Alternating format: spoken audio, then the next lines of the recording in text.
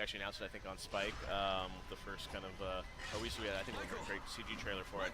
And then you guys have been showing this a bunch of times. We did on VGX last year. You were live with me and my good buddy Joel McHale showing off. I have to always say my good friend Joel McHale before I say his name. Part of the contract. Anyways, we had you on showing the game, and we're seeing some B-roll of this right here. But the game looks better and better. And we were talking a little bit earlier for GameStop TV. And one thing that I'm excited to hear more about is sort of the campaign and the story. We've seen a lot of action, seen a lot of setting, but you guys, it sounds like you have a pretty epic story that you're going to start talking about in this game, right? Yeah, we're going to be revealing all the characters and the story later this year. Right. So that's all he'll say about That's that. it. He's like, and later I this would year. love to give you all the details, but they would kill me. We don't want to spoil it, but anyway, so tell us what are we looking at here? So this is actually, I think this is the very first time we're actually showing co-op. Two dudes, they're just playing together, and just before they got out of the elevator, because we like to spice things up. So even though they play co-op, every now and then the game is going to offer you like a competitive challenge. Yeah. Because we actually found it that even when we play the game together, we're like, hey, I dare you that I'm gonna do this better than you, or I'll bet I can get there faster than you. So we said, like, why don't we just put it in the game?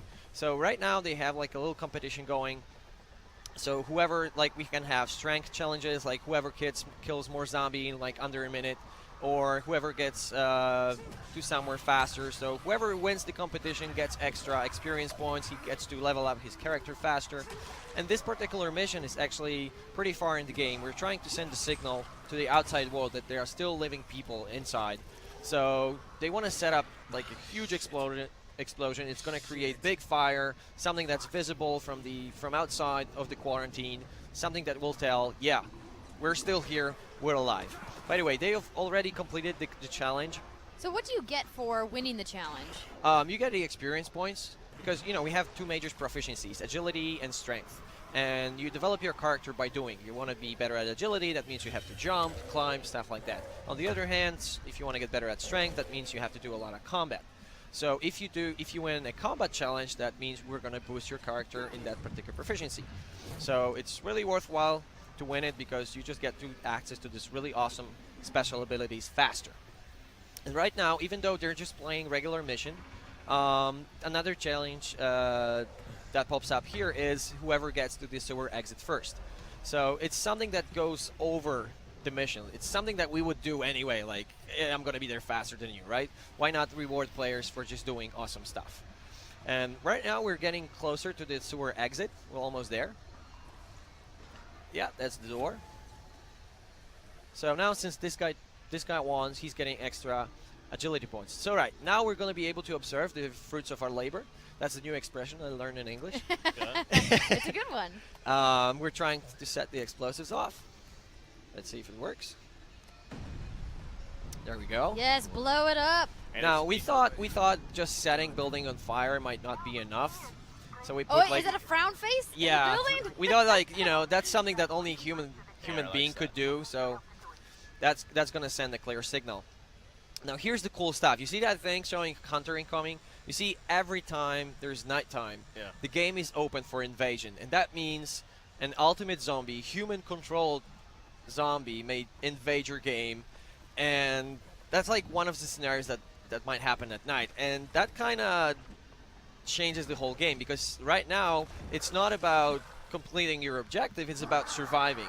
So do you see that? Now they have like two tools at their disposal to defend themselves. First one is the survivor sense. You can see the pulse going away from them. When it turns red, they can sense the direction where the night hunter is coming from. Yep. The second thing to defend themselves is the UV flashlight. You see the night hunter, oh, there he is. He's sensitive to light, so if you can put him into the UV flashlight, you're going to drain his energy, it's going to burn his skin, it disables his ability, he's not going to be able to hurt you. Now, number of times, you got like 6 respawns. If he kills you, you're done. On the other hand, oh, there he goes. Oh man, there he that goes. looks intense. Oh yes. On the other hand, he has unlimited number of respawns, and you have to destroy his hives. You destroy 3 hives, you win. So it's really, he's a kind of a glass cannon, so you really have to cooperate. As you can see, when he raises his hands, he's waiting for the punch. He's really agile. Like you're no match really. So you really have to keep him in the light. You know, watch each other's back. This is the only way to survive. On the other hand, he's really gonna try everything to get you guys separated, to keep you guessing where he's coming from. Yeah, like look at that. We showed this. Can't you just run away?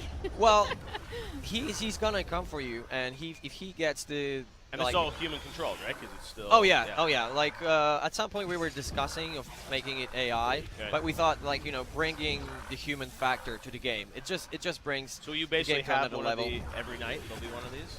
It might happen, yeah, it might happen. On the other, if you play as the ultimate zombie, you get to choose if you want to invade like a random guy, right, or we actually we track all of your friends, so you can just take a look at the list and like, oh, I'm gonna mess you up, and then I'm gonna mess you up. What if I don't want my friends to mess me up? Yeah, because at some point everybody hates you, but it's totally worth it. But yeah, if you don't feel like it, you can decide, okay, I'm just gonna allow my friends to do it.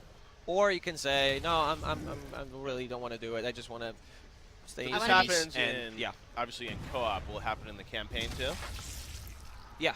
Do you have that in the campaign as well?